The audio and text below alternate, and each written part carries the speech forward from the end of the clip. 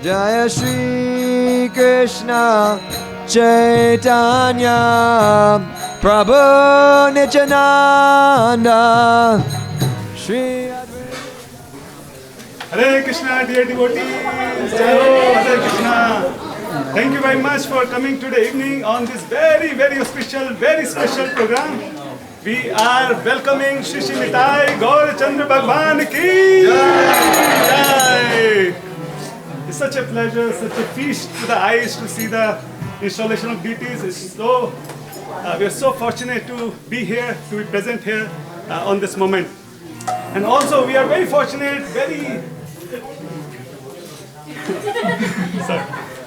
we are very fortunate to have. You want to introduce me?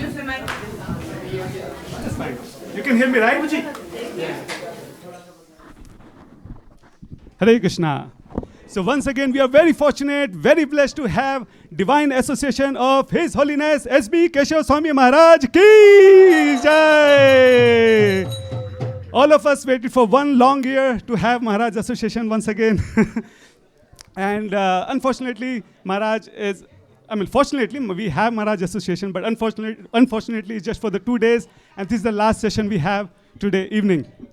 So all of us know about Maharaj, but again, for my own purification, I will very quickly introduce Maharaj. Maharaj is coming from London, Manor Temple. Maharaj completed his graduation from UCL, University College of London. And then very quickly, Maharaj realized that all these money, name, fame, pleasure Maharaj was not attracted any of these things. He decided to choose a monastery life. And from last 25 years, Maharaj is actually living as brahmachari life. He has written more than 10 books, 50 courses. Now he's traveling all over the world, different universities, colleges, corporate programs. And Maharaj is very quickly, his social media pages are growing very quickly. You can look at his YouTube channel, Wisdom That Breathe. His another channel is S.B. Kesava Swami YouTube channel, so you can look at those channels. Today morning I was telling Maharaj that, Maharaj, I have inspiration that before I die, I want to listen each of your class on, on social media. So please bless me, Maharaj, I can fulfill my desire. So once again, we welcome S.B. Kesava Swami Maharaj. Hare Krishna. Hare Krishna. Hare Krishna, everyone. Thank you so much. Shri Shri Nitai Gaur Chandra Ki.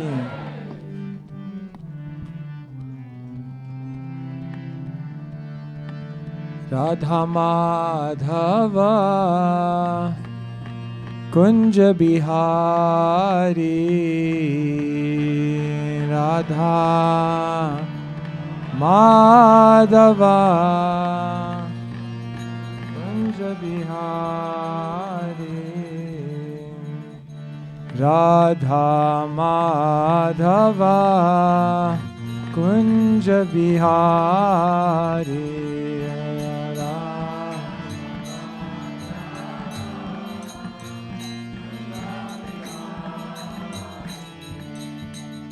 Gopi Jana Vallabha Girivaradhari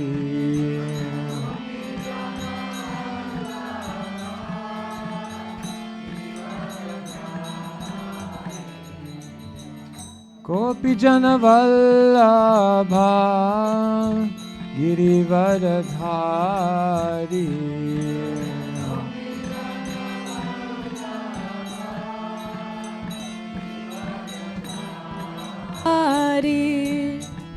Yashoda Nandana Braja Jana Ranjana Yashoda Nandana Braja Jana Ranjana Yashoda Nandana Braja Jana Ranjana Yashoda Nandana Braja Jana Ranjana Yamuna Tira Vanachari Yamuna Tira Vanachari Yamuna Tira Vanachari Yamuna Tira Vanachari Jaya Radha Madhava Kunja Bihari Jaya Radha Madhava Kunja Bihari Gopi Jana Vallabha Girivaradhari Gopi Jana Vallabha Girivaradhari Gopi Jana Vallabha Girivaradhari Gopi Jana Vallabha Girivaradhari Yashodanandana Braja Janaranjana Yashodanandana Braja Janaranjana Yashodanandana Braja Janaranjana Yashodanandana Braja Janaranjana Yashodanandana Braja Janaranjana Yashodanandana Braja Janaranjana Yashodanandana Braja Janaranjana Yashodanandana Braja Janaranjana Yamuna Tira Vanachari Yamuna Tira Vanachari Yamuna Tira Vanachari Yamuna Tira Vanachari Hare Krishna Hare Krishna Krishna Krishna Hare Hare Hare Rama Hare Rama Rama Rama Hare Hare Hare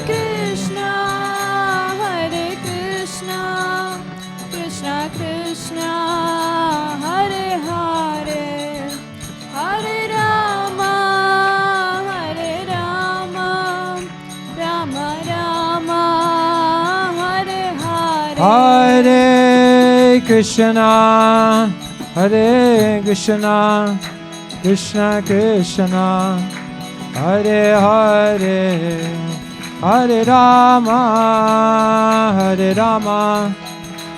Rama Rama Hare Hare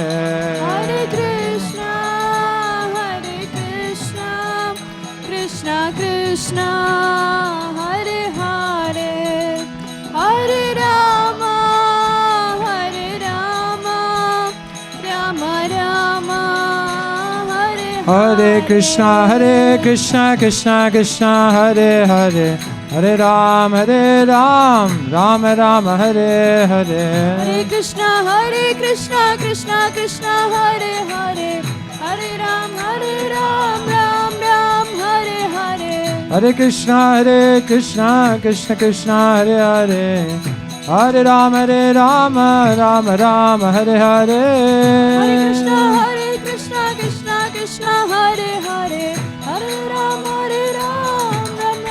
Hare Hare Hare Krishna Krishna Krishna Hare Hare Hare Ram Rama Hare Hare Hare Krishna Krishna Hare Hare Hare Ram Ram Hare Hare Hare Krishna Krishna Hare Hare Hare Ram Rama Hare Hare Krishna Krishna Hare Hare Hare Ram Ram Hare Hare Krishna Krishna Hare Hare Hare Ram Rama Hare Hare Hare Krishna Krishna Hare Hare Hare Ram Nitai Gaura Hari Bol Hari Bol Hari Bol Nitai Gaura Hari Bol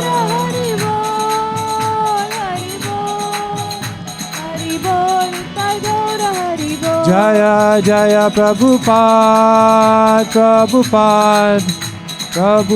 Jaya Jaya Prabhupada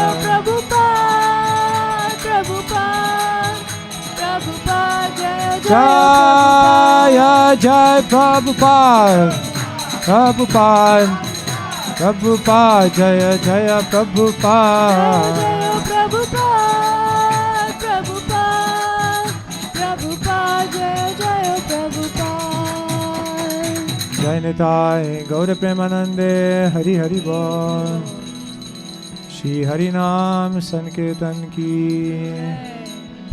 Om Agyanatimirandhasya Gyananjana Shalakaya Chakshurunmilitam Yena Tasmai Shri Gurave Namaha. Vancha kalpatarobhyascha kripa sindhubhya eva cha patitanam pavanebhyo vaishnavebhyo namo namaha. Nama om Vishnu padaya Krishna presthaya bhutale Shrimate Bhaktivedanta Swami niti namine. Namaste Saraswati Deve Gauravani Pracharine Nirvishesha Shunnavadi Paschatya Deshatarine. Shri Krishna Chaitanya Prabhu Nityananda Shri Advaita Gadadhara Shrivasadi Gaur Bhakta Vrinda. Hare Krishna Krishna Krishna Hare Hare Hare Rama Rama Rama Hare Hare. Shri Hari Ram Sankirtan Ki Jai. Srila Prabhupada Ki Jai. Jai Nitai Gaur Premanande Hari Hari Bol. Hare Krishna. So thank you so much everyone for being here as we celebrate the descent of Sri Sri Nitai Gaura Chandra here in Phoenix. It's explained that one day Krishna was in Dwarka, and as you know, Krishna had 16,000 palaces in Dwarka. And on this particular day, he was at the palace of Satyabham. And Rukmini, she was in her palace and she was thinking, when will Krishna come? Will Krishna come? When will he come? Then at one point, as she was thinking this, a knock came at the door. And the messenger came and said, Krishna is coming, Krishna will come soon, make all preparations. So Rukmini was ecstatic. She began running around the palace, cleaning everything, preparing everything, decorating everything. And then sure enough, there was a knock. And she opened the door and Krishna had come. And so Krishna came into the palace. Rukmini was ecstatic. She welcomed Krishna in. And the very first thing is she asked Krishna to sit on the couch. And as they sat on the couch, then they were talking. She was looking into Krishna's eyes, Krishna was looking into her eyes. And after some separation, being together again, they felt great love for each other. And as this ecstatic conversation was going on, then out of nowhere, Rukmini started crying. So Krishna said, what happened? Something I said? So she looked at Krishna crying. She said, you'll never understand. So Krishna said, no, I understand. Tell me. She said, you'll never understand. Krishna said, no. Vedaham samatitani vartamani nicharjuna bhavishyani cha bhutani mam tu vedana kaschana. I know everything. I know past, present, future. I know all living entities. Rukmini said, don't quote Shastra to me. She said, you will never understand. So Krishna was trying to understand, what is it that I don't understand? So she looked at Krishna, she said, "You're here today, but at any moment you may leave. And you have no idea what it feels like when you leave. You have no idea what that separation, what that dejection, that disappointment, that distress feels like. You have no idea." Krishna looked at her and realized, I don't know. She's right. At that very moment, there was another knock on the door, and it was Narad Muni. So Krishna welcomed Narad Muni in, and just as he had been welcomed by Rukmini in the palace, he welcomed Narad Muni into the palace. And just as Rukmini had honored him, he began to honor Narad Muni. So Narad Muni came. Narad Muni was very happy to see Krishna. They were having a beautiful conversation. Krishna was looking at Narad's eyes. Narad was looking at Krishna's eyes. Everything was ecstatic. And then Narad Muni started crying. Krishna thought, my God, it's one of those days. So Krishna looked at Narad Muni and said, "What's the problem?" Narad Muni said, "I don't know how to tell you." Krishna said, No, tell me. Narad Muni said, "Krishna, you're on the planet now, and soon you're going to leave. Krishna swadham upagate dharma gnana dibisaha." And when Krishna, you go to your swadham, you go back to your original place, then what goes with you? Dharma and Gyan. So Narad Muni said, "I'm traveling around the universe and I have no idea. How will the living entities in Kali Yuga be saved once you leave? Because once you leave, Kali Yuga begins. What will be the hope for the living entities in Kali Yuga? I have no idea." Narad Muni left, Krishna left, and as Krishna was walking away from the palace, then he thought to himself, two doubts. Number one, I have no idea what Rukmini, what Srimati Radharani, what my lovers feel like when they're in separation. And number two, there's a big doubt. How will the living entities in Kali Yuga be saved? Krishna realized, I have two missions now. When I come back next time, I have to fulfill these two missions. And so in the next yuga, Krishna came again as Sri Chaitanya Mahaprabhu. And as Sri Chaitanya Mahaprabhu, Krishna made sure, I have to try to understand what is it that Rukmini, Srimati Radharani, what is it that they feel? And number two, I have to do something for the living entities in Kali Yuga. So Krishna therefore understood, I have to become a devotee. It's interesting, in the Bhagavad Gita, Krishna explains who is the ideal devotee. The Bhagavad Gita has how many verses? 700. Who knows what the 350th verse and the 351st verse in the Bhagavad Gita is right in the middle? No? The 350th and 51st verse, this is right in the middle. And this is very, very connected. Krishna says it and Mahaprabhu does it.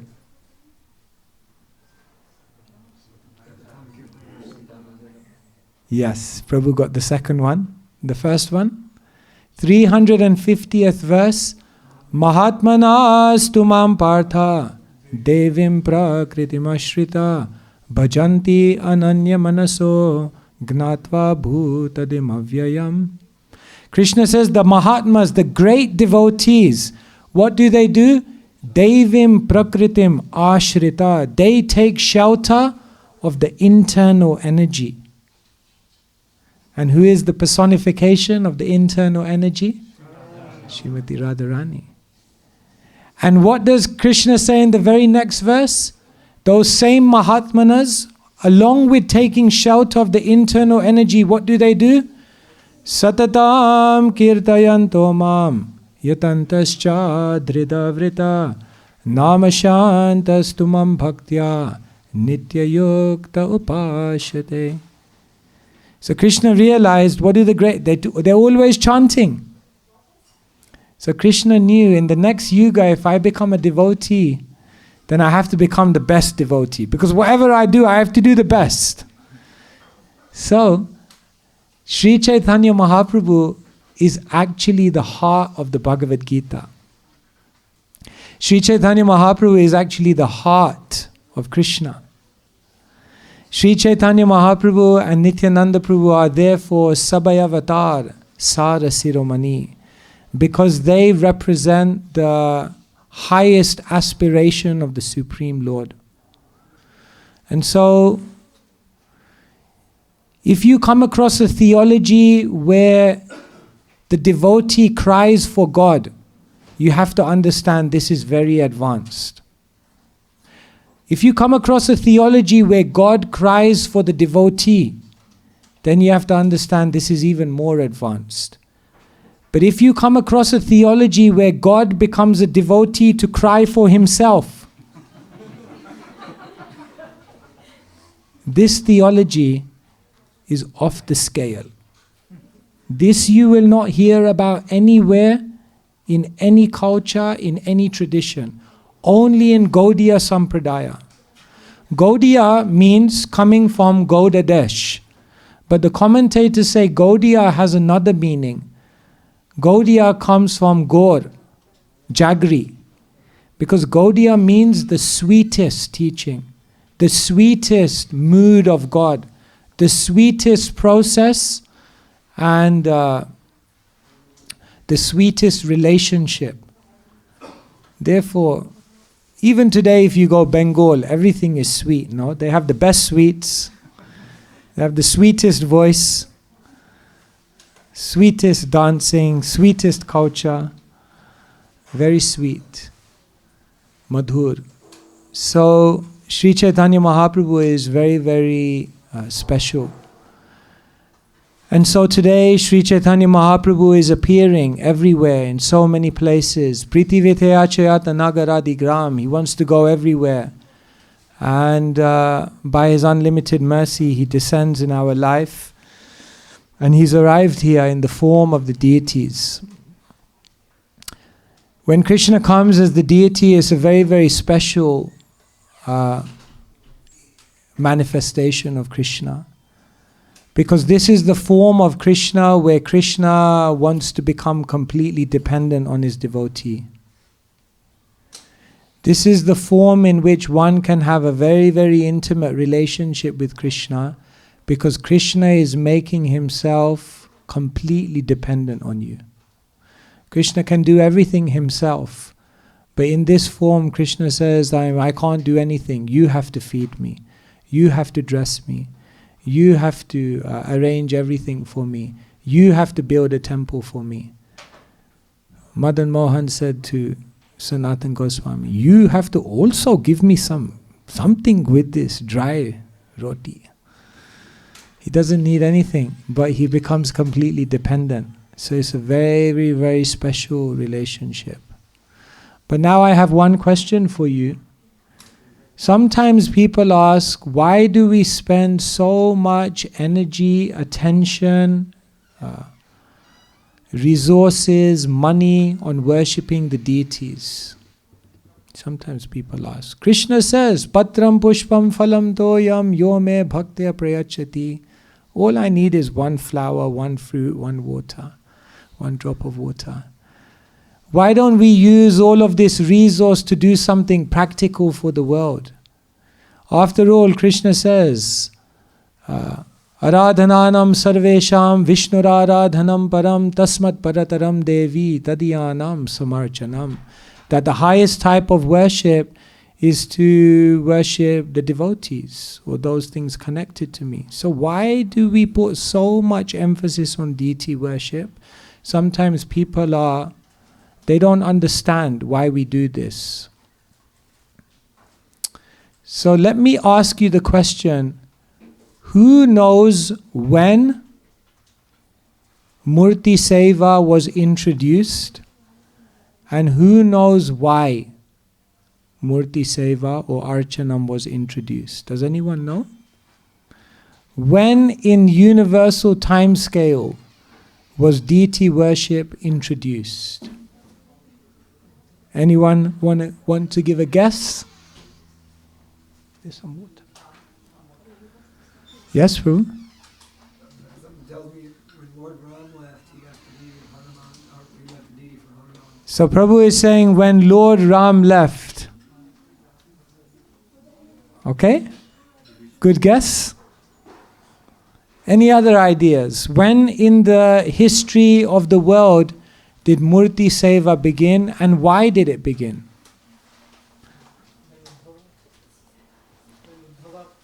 Uddhav? When he went where? When he was exploring all the places of the world. And when Krishna did his pastimes and Okay, so Prabhu is saying after Krishna was winding up his pastimes, then Uddhav was introducing. Good guess. When was deity worship introduced? Yes? I think after Krishna left, grandson of Krishna, Vajranabh. he installed the deity. So this is true, yes. Krishna's great grandson Vajranabh, he introduced many deities of Krishna. But even we know that Nanda Maharaj was worshipping a deity. So Vajranabh didn't begin deity worship. He established deity worship, but he did not begin. Nanda Maharaj was already doing. When did deity worship begin? And the question is, why did it begin? It's very, many may not be aware. Yes, Prabhu?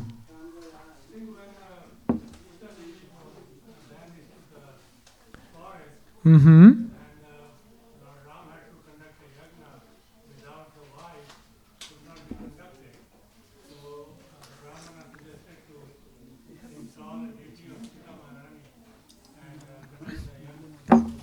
Okay, this is definitely true, but it's still not considered the reason. Yes? Yes. So considering the part of nectar devotion where Rupa Goswami says that if you are still attracted to the worldly matter, or if you are interested in seeing the things of the world, do not go to Kesighat and see that beautiful form. Defining that if you directly see the form of the Lord while worshipping, then all your senses can be under control. Okay, so this is a very beautiful verse. Smeram bhangi traya parichitam sachivishtirna drishtim vamsi nyasta dhara kishalayam mujvalam chandrakena Govindakyam haritanum iti keshitirtho pakanthe ma prekshistastava yadi bandhu sange stirangaha. Very beautiful verse. Rupa Goswami says, if you are at all interested in family, friendship, love and society, don't go to the banks of the Yamuna, because there is a boy there, his name is Govinda. And if his eyes meet your eyes, then you will forget everything. Very nice verse, but not the answer. Thank you, though. Thank you for reminding us. Beginning of the Kalpa? Okay, now we're going even further back. Okay, so the answer, if you're interested, is in Srimad Bhagavatam, canto number 7, chapter number 14, entitled Ideal Grihastha Life, verse number 39. So this is the answer.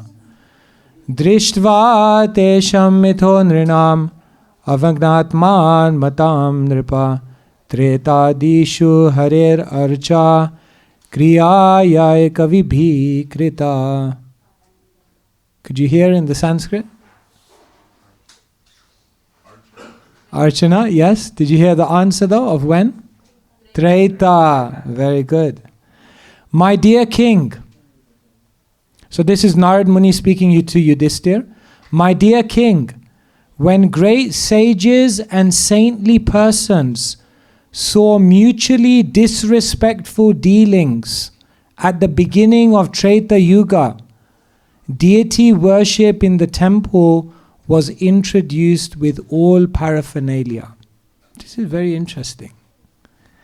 When was deity worship introduced? At the beginning of Treta Yuga. And why was deity worship introduced? Because the sages saw disrespectful dealings amongst living entities. Now my next question to you is, how does introducing deity worship make interactions between living entities more respectful? What's the connection? Okay, when we worship the deity and when we become conscious of Krishna, then we don't only see Krishna in the deity, but then what happens is by worshipping the deity, we become qualified to see the deity within every living entity. And when we see the deity within every living entity, then we will show all respect, all honor. Very good. So basically, the purpose of deity worship is to make us more sensitive. When we do deity worship, we do everything, cleanliness, punctuality, we pay attention to detail. We're very, very conscious of how we are conducting ourselves around the deity. And what all of this does is, on a practical level, it makes us more sensitive. And on a spiritual level, it actually makes us more and more conscious of Krishna. And when we're more and more conscious of Krishna, then what happens is when we deal with everyone else, then we will not just deal with them in a very casual way, but we will deal with each and every person with great respect and great honor, because we will understand within every single living entity, Krishna is present. Vidya vinaya shampane brahmane gavihastini suni chaiva svapake cha pandita samadarshina. The Pandit sees from the highest social position, the Brahmana, to the lowest social position, the Chandala, from the most useful animal, the cow, to the least useful animal, the dog, to the elephant. From all of this spectrum, the Pandit will always have respect for everyone, because they see that within each and every living entity, Krishna is present. So if one worships the deity, but one doesn't respect the devotees, then one must be considered to be a very, very materialistic devotee. Archayam eva Hare pujam ya shradaye hate natad bhakteshu chanyeshu sa bhakta prakrita smrita. If one worships Hari, Archayam eva Hare, they worship Hari as the deity with great respect. Pujam ya shradaye hate, they do all of their worship with great faith. Natad bhakteshu chanyeshu, but they don't know how to relate to each other. They don't know how to properly treat the devotees. And they don't know how to relate even to the non-devotees. Sa bhakta, such a devotee, should be considered prakrita smrita, a prakrita bhakta, which means a very materialistic devotee. So Srila Prabhupada created the International Society for Krishna Consciousness because he wanted this to be the United Nations of the spiritual world. He wanted this community to be different. He wanted us to actually have relationships of love, relationships of respect. But in our communities, if there is disunity, if there is fighting, if there is fault finding, if there is envy, if there is exploitation, if there is neglect and inattentiveness and insensitivity towards each other, then Krishna says, Sabhakta prakrita smrita. then you have not advanced. So Srila Prabhupada once said, I have brought the spiritual world into the material world. That is my mystic potency. Now you please don't bring the material world back into the spiritual world by bringing together the materialistic mentality. So when the deities come into our home, into our lives, then we must understand this is helping us to become Krishna conscious, and this is helping us to actually learn how to relate to each other. Just as the devotee, the pure devotee, they're not attracted to Krishna just because of Krishna's position, or just because of Krishna's power, or just because of Krishna's external position. They are attracted to Krishna because of his character. They say in Vrindavan, the Vrijabasis, they don't love Krishna because he's God. They love God because he's Krishna. So just as the devotees of Krishna, they are more interested in Krishna's character more than Krishna's qualifications necessarily, or abilities, or powers, or positions. In the same way, Krishna is more interested in the devotee not because of his abilities, not because of his popularity, not because of his power, but Krishna is interested in his devotees because of their character. Therefore, in many sections of the Bhagavad Gita, Krishna is explaining what is the character of a self-realized soul. In the end of the 2nd chapter, Krishna explains what is the character. In the end of the 12th chapter, Krishna explains what is the character. In the beginning of the 13th chapter, Krishna explains what is the character. In the 16th chapter, Krishna explains what is the character. Because a devotee has to develop good character. It's not just about our spiritual qualification. I chant many rounds, I do much service, I know much philosophy, I'm a very powerful leader and I have great responsibility. That's nice. But if the net result of all of that is that we don't have good character, then Krishna will not be attracted. The Goswamis of Vrindavan were so incredible because they were so spiritually deep, but at the same time their character was so saintly. Sometimes we say the Goswamis of Vrindavan, they are masterminds of bhakti. They're masterminds because number one, they've mastered their own mind. Number two, they're masterminds because they know the mind of their master. But number three, they're masterminds because they have captured everyone's mind by their character. Everyone fell in love with the Goswamis, not because they were chanting so many rounds, not because they were doing so much austerities, not because they knew Nana Shastra Vicharane, no.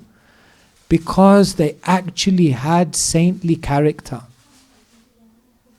When Sanatan Goswami would come to Govardhan, then he would come, Bhakti Ratnakar explains, and as soon as he would come in one village, everyone would come running, crying, "Oh, Sanatan Goswami, you are here." Although he was a great saint, they loved him as their own.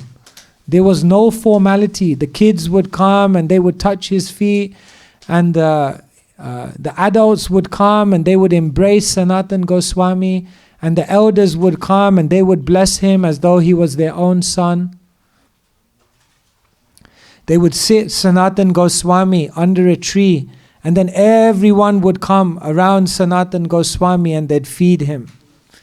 With tears in their eyes, they would be so happy that he had come. And Sanatana Goswami, although he was so transcendental, he would talk to them very lovingly. Oh, did your daughter get married? Oh, how was your harvest this year? Did you get many vegetables? How is your father's health? If there was an argument, then they would call Sanatana Goswami and everyone would respect him to mediate the argument. And then Sanatana Goswami would leave for the next village and everyone would be crying because Sanatana Goswami, they loved him so much. So this is very, very beautiful, because what it tells us is that a devotee isn't just someone who has a great spiritual ability, but a devotee is someone who has very, very soft heart and very, very beautiful character. Yes, they've mastered their mind, but their character is so beautiful that they capture the minds of everyone else. Everyone falls in love with them. And in our movement, in our communities, we see some devotees are so attractive because they have such good character. In our movement, we had the famous Jayananda Prabhu. And he had such good character, so humble, so kind, no envy. Therefore, he was friends with everyone. One time, after he had passed away, then the devotees were going to the places where he used to go to collect donations. So they came across one lady who was always very against the devotees. So they came across her and she said, "Why are you here this year? Where is Jayananda?" They said, No, he passed away. And this lady who was so against the devotee, she began crying. And she said, "He was the nicest person I met in my whole life." And she looked at the devotee and she said, "I don't know anything about you Hare Krishnas. I don't know what you do all day. I don't know what your philosophy is. I don't know what you're trying to do in the world. But if Jayananda is with you, you guys must be good people."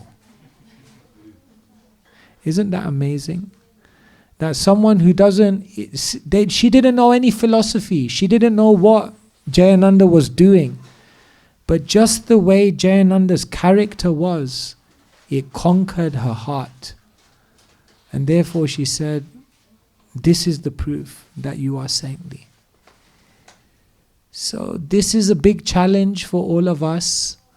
So today the deities have come. Today Gauranga, Nityananda have come. They're very, very kind.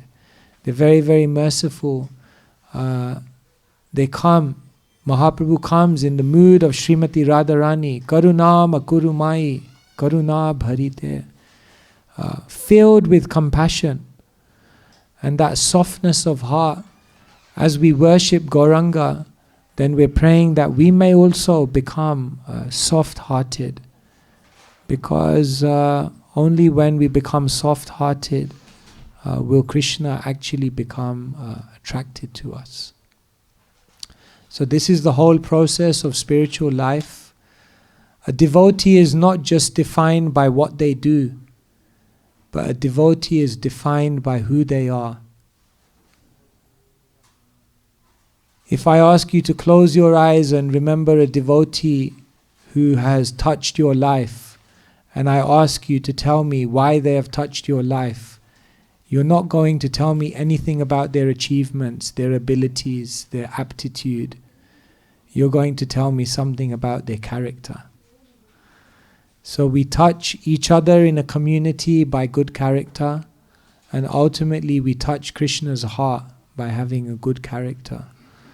And that good character comes from worshipping the deities, becoming purified, seeing Krishna within everyone. And like this, we build actually the movement which is full of the most saintly people. This world needs more saintly people. And that is what the Krishna consciousness movement is meant to produce. Saintly souls who make a difference to the world by their beautiful character. Hare Krishna, Krishna Krishna, Hare Hare, Hare Rama, Rama Rama, Hare Hare. Shishi Nitai Gaura Chandra ki, Srila Prabhupada ki. Hare Krishna. Thank you so much. Questions or finish? Will we take questions or finish? Okay, we have a few minutes if anyone would like to ask any questions or would like to know more. Yes. Maharaj, you were referring, you were asking the question and giving the answer based on the, when the deity worship started, right? And you quoted the sloka also. And there is another verse, Krite yadhayatu Vishnu tritaya yajato mukhe dvapare parichayatat kalota deha hari kirtana. So how is this connected? Because the deity worship is meant for Dwapara Yuga, not the Treta Yuga. But the sloka you refer was started on Treta Yuga. Can you explain a little bit on that? Yes, thank you so much. Nice question. So the Shastra explains, Kriteya dhyayato Vishnum tretayam jajato mukhe dvapare paricharyayam kalautad harikirtanat. That in Satya the process was dhyan. In Treta the process was yagya, sacrifice. In Dvapara, the process was archanam, deity worship. And in Kali, kalautad hari kirtanat, the process is kirtan. So here I was saying that in Treta Yuga, deity worship was introduced. So how does that fit? Because this verse is saying in Dwapara Yuga, deity worship is the dharma. So the first thing is that that deity worship was introduced in Treta Yuga doesn't mean that there weren't deities in Satya Yuga. Krishna has always come as the Archa Vigraha since time immemorial. It's not that all of a sudden in Treta Yuga they started having deities. But the point here is that deity worship in the temple as a process of purification in that regulated way begun in a more structured way in Treta Yuga. However, it wasn't the Yuga Dharma. It was a process of Dharma, but it wasn't the Yuga Dharma in Treta Yuga. In Treta Yuga, the Yuga Dharma was Yagya. But as people's capacity reduced, then in Dwapara Yuga, that deity worship which had already been introduced later on became the Yuga Dharma. Just like in Kali Yuga, the Yuga Dharma is Harinam. But Harinam was going on in all Yugas. In the same way, deity worship, Archanam was also going on before Dwapara Yuga, but it's just that it became the Yuga Dharma in Dwapara Yuga. Does it make sense? Thank you. Thank you so much, Maharaj, for inspiring to develop a good character. Hare Krishna. Thank you so much, Maharaj. So, Maharaj, when we hear about good characters and all these qualities, theoretically we understand that, we inspire to become like that, we try to become like that. But this is also true that all these anarthas, for example, the ego and the enviousness, which is developed because of deep-rooted ego and all those different issues, it's not easy to overcome from them. Even we try ourselves to forcefully to develop a good character, but still they are so deep-rooted in our heart that we become envious, we have egos, we have all different issues. So can we practically do you have 3 or 4 3 ways. 3 ways to develop good character. You see, there are 2 extremes. One extreme is to think that I can't do anything about my character. Ultimately, my character will change automatically by Krishna's grace if I just keep doing devotional service. Now there's truth in that statement. Yasyasti bhaktir bhagavatya kinchana sarveir gunaistatra samasate suraha. The 5th canto of the Bhagavatam says, if you render devotional service, then all the good qualities will come automatically. However, the good qualities coming are also a cultivation. Because if we don't develop good qualities while practicing devotional service, then what will happen is we will commit aparad. And if we commit aparad, then the bhakti won't have the same effect. And so, can you force yourself to become humble? No. Humility is a gift from Krishna. When you actually develop some love, then you naturally become humble. However, we still have to try to cultivate humility while in the sadhaka stage. Therefore we say, one should chant the holy name in a humble state of mind. In other words, we have to cultivate. So we have to cultivate. So Vaishnav character is a cultivation and it's also a perfection. Both things are there. Sometimes we think it's only a perfection. I don't have to do anything. I just have to chant and it will come. But no, it's also a cultivation. So, yes, we have many anarthas. It's not so easy to force ourselves into just developing good character. So, all we can do is try.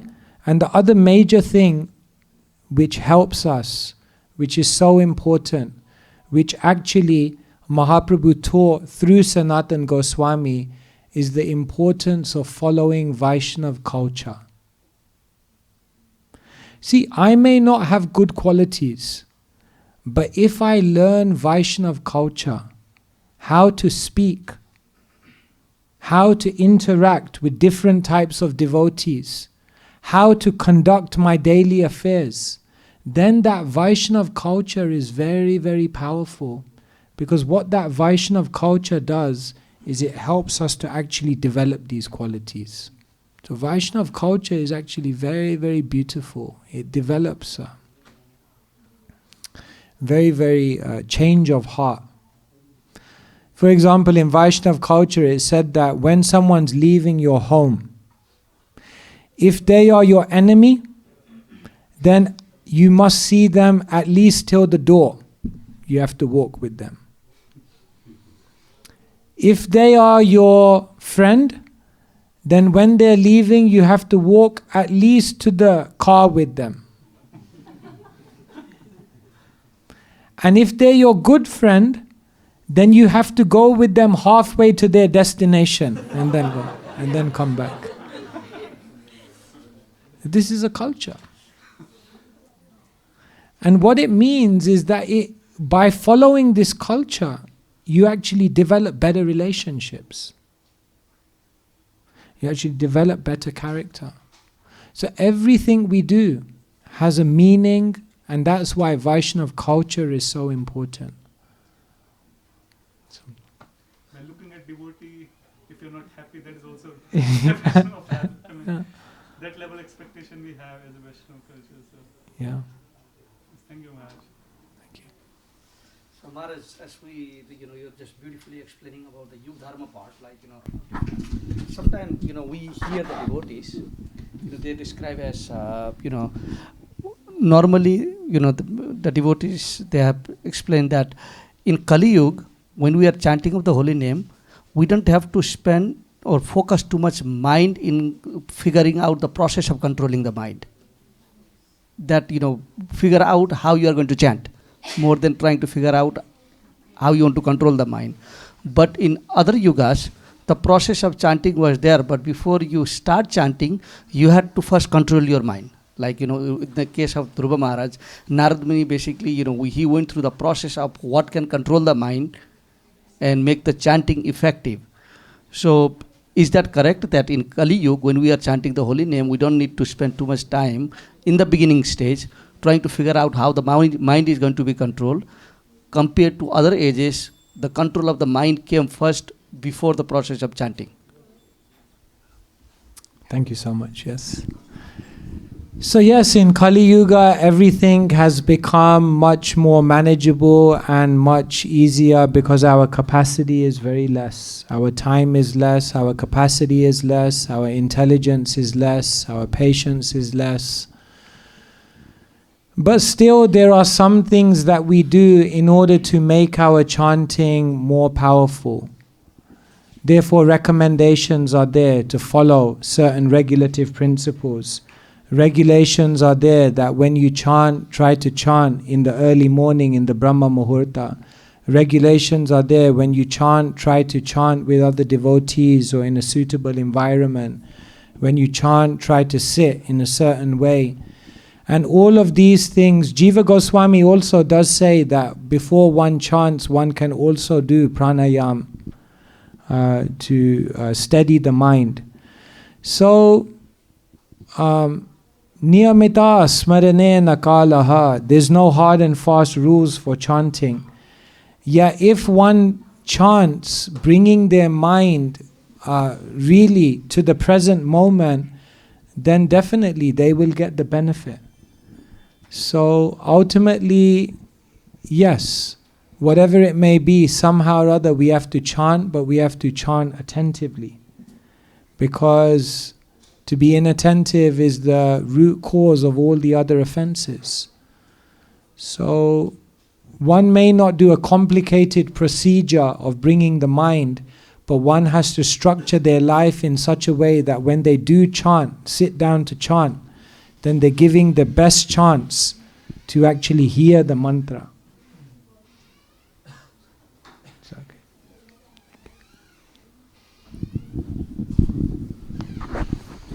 Thank you so much, Maharaj, for the beautiful, inspiring class. My question is about Vaishnava character. So, would it be that sometimes in different circumstances, what is good character for someone else might not be good character for another? Like in the case of a Kshatriya, like from one point of view, the Kshatriya is having to kill, he's having to defend others, and he's magnanimously protecting those who are under him. And then the Brahmana is merciful to all beings and very tolerant, and whereas the Kshatriya shouldn't tolerate, irreligion. So how do we understand what is proper character? Thank you so much. Yes. So we have Varnashram duties. We play different roles. And then at the same time we hear about Vaishnav character and how do they both go together. See, what does Mahaprabhu ultimately say? Naham vipro na cha narapatir napi vaishyo na sudro. I'm not a sannyasi, I'm not a brahmana, I'm not man or woman, I'm simply gopi bhartu padakamalayor das das anudas. So actually, all of us may play different varnashram roles, but the deepest identity is that we're Vaishnavas. The deepest identity is that we're the servant of the servant of the servant. And therefore, there's no question, every devotee, whether they're playing a Kshatriya role or a Brahmana role, every devotee must have humility. However, how they express that humility day to day in the course of their interaction with this world may differ. Therefore, it's also said of the Vaishnav, Vajradapi kathaurani mriduni kusumadapi lokataranam chetamsi konu vigyatumishvaraha. That a Vaishnav can be harder than a thunderbolt and softer than a rose. And in both situations, it's a beautiful exhibition of their Vaishnav character. So there's never a time when a devotee is not humble. There's never a time when a devotee is not tolerant. But in certain situations, externally, they may have to act in a certain way. Arjun had a very soft heart. But when he understood what his duty was, he went out onto the battlefield of Kurukshetra and he fought like anything. But it's not that he lost his humility or he lost his tolerance, but he just learned how to imbibe it in such a way that he could simultaneously play his role as a warrior. So, Prabhupada once said, the anger of a pure devotee is like a deep ocean. On the surface there are waves, but deep inside there is great calmness. So therefore, a Vaishnav who's a Kshatriya, on the external they may have to show the waves. They may have to show some aggression. But it never becomes so much that grodat bhavati sammoha, that anger then imprisons them into delusion. Does that make sense? So beautiful. Beautiful answer. Thank you so much, Maharaj. Thank you. Thank you so much. Okay. Any other final questions? Finish that? Okay. Okay, last question, yes. Why do we fast on Ekadashi? Yes, many of us have asked that question. So Ekadashi is also known as Upavas. Upavas means to reside, and Upa means close. So the idea of Ekadashi is it's the day when we can reside close to the Lord. So why are we fasting? Because the idea is to free up practical time and free up the thought process, the mental energy, so that we can invest all of that in residing closer to the Supreme Lord. So the idea is that eating takes a lot of time physically because you have to cook and you have to sit there and eat, and then you have to digest. Digestion is the biggest thing. And mentally it takes a long time because so much of the day we're thinking, what will I cook? When will I eat? What's the time? So already mentally is taking time, practically is taking time, and then time, no time. So just stop. So much time. Now, chant Krishna's names. So like that. And then the other reason is we're just learning to control. Remember, we have to become masterminds. We have to get control over our mind and senses. And so, of all the senses, lobha moy sudurmati, the tongue is the most voracious. So if you can control the tongue, you can control anything. And so fasting helps us to then conquer over all the other senses like that. So, okay. All right. Thank you so much. Hare Krishna. Hare Krishna Maharaj, once again, we've been having back-to-back programs, and I'm going to hopefully quote properly, if not paraphrase Kanai Prabhu. You have brought nectar and the fresh rain to the desert. Thank you so much. So soothing. Thank you. And as we said yesterday, we are already missing your association. We are already looking forward to your next visit. Thank you so much.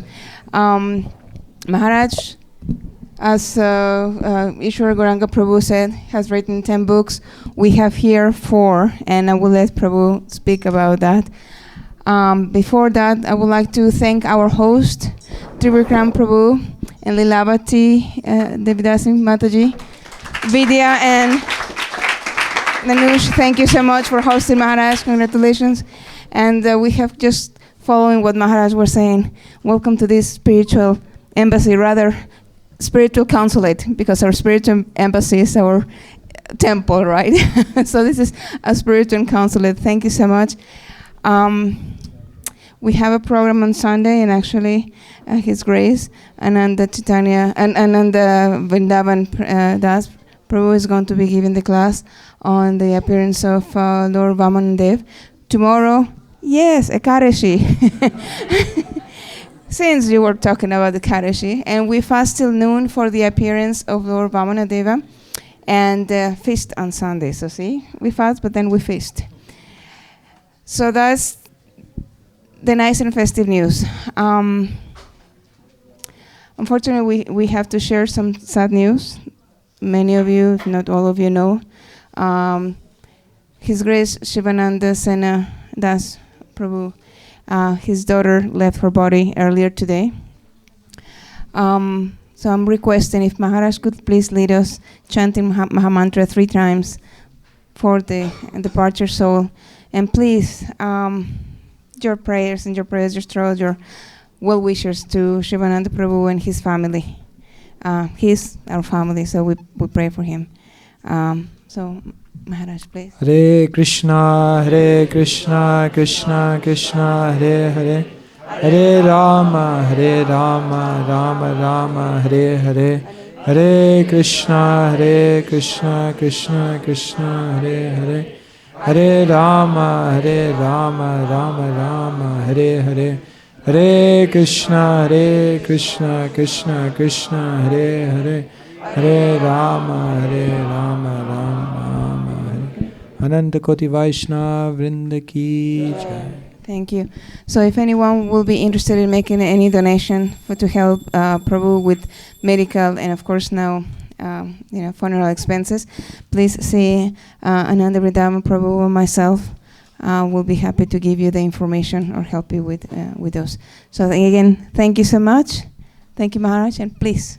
Hare Books. Krishna. So, as Mataji was saying, we have 4 of Maharaj's books available, and they're all really, really incredible. We'll go through briefly what each one is.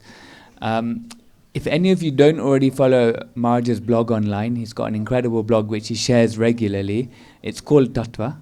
And we've compiled some books, well, Maharaj's team has compiled some books which have excerpts from Maharaj's blog, as well as some expanded points. Now, this one in particular is quite incredible because it answers many of life's most challenging questions. And you can see many of us had questions today. This book goes through them quite systematically, and it's incredible in that respect. We then have Gita Life. Gita Life is a summary of a Bhagavad Gita. Maharaj has done this in acronym form. So each chapter has its own acronym, which goes through the theme of the Gita, of the chapter. And Maharaj, again, very succinctly goes through what each of the main themes are in each chapter of the Gita.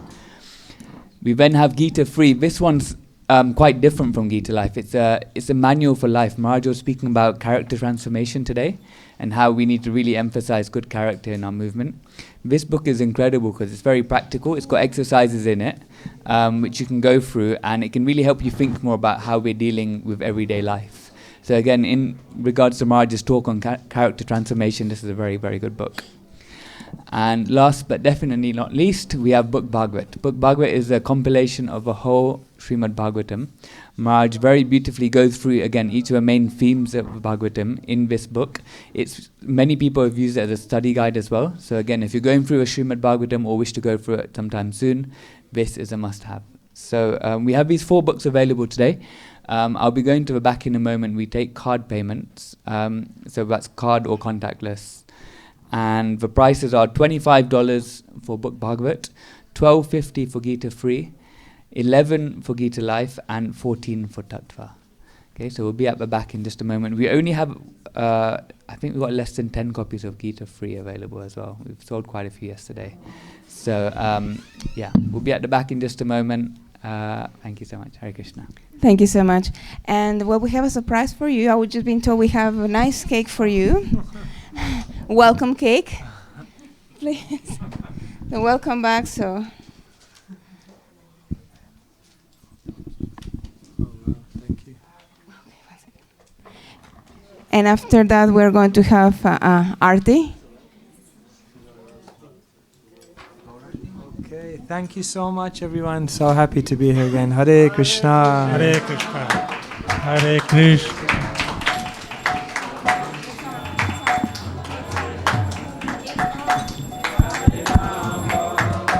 Hare Rama, Rama Rama, Hare Hare, Hare Krishna, Thank you so much. Krishna, Hare Hare, Hare Rama, Hare Rama, Rama Rama, Hare Hare. This was the last session of Maharaj. So let us loudly chant Hare Krishna Maha Mantra and welcome Maharaj for next year. Hare Krishna. Thank you so much, Maharaj. Hare Krishna, Hare Krishna, Krishna Krishna, Hare Hare, Hare Ram, Hare Ram, Ram Ram, Hare Hare. Jai ISKCON Swami Maharaj ki Jai, Prabhupada ki Jai, Bhagwan ki Jai. One comment I wanted to make about Maharaj. Yesterday Maharaj was giving a class and he mentioned about a shloka from Bhagavad Gita about Sthitadhi Muni. So one who is fixed in devotion or in his thinking, because Munis have difference of opinions with each other. But Sthitati Muni is fixed in devotion. So Arjuna asked a question to Krishna after that. What is the characteristic of a Sthitati Muni in Bhagavad Gita? Like, how does he speak? How does he walk? How does he talk? What does he eat? So if you all do not know about Sthitati Muni, you are seeing one right now. Hare Krishna.